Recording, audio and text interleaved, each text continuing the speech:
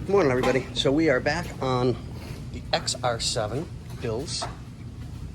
We're going to clear coat everything, get it all set and taken care of, make it look all nice and pretty. Since the guys were doing really good and got everything painted up nice.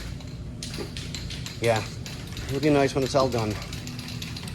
Short, sweet, to the point this morning.